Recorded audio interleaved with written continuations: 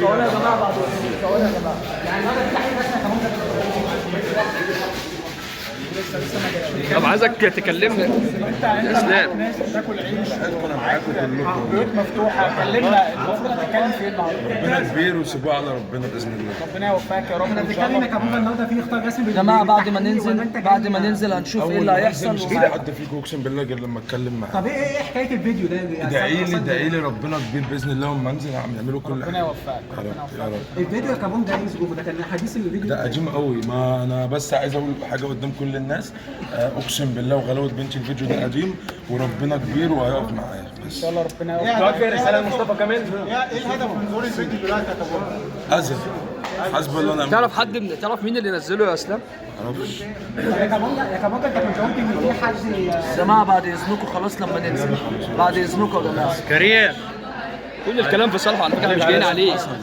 في صالحه احنا جايين نقف معاه، مش جايين عليه. انتوا فوق دماغنا. خليك على ده على جايين نتكلم معاه.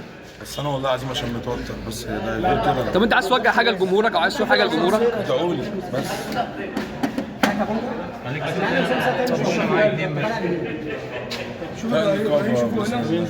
ناس طالع لجنه العمل. خير ادعوا لي يا جماعه. ربنا يوفقك ما تقلقش، وان شاء الله ربنا يسعدك. ربنا كبير. بس انت خلي بالك من يعني زي ما انتم شايفين متابعين الكرام وصول الاسلام. الحاجات دي اتحاسبت عليها قبل كده اصلا وبتحاسب عليها المره المليون الساعات. ان شاء الله. هاي قادر انا يحسن يعبطوا.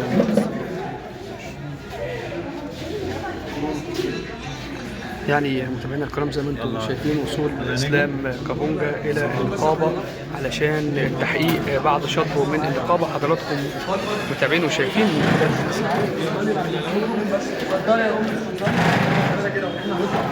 يلا تمسكها كلنا نطلع خش كده بس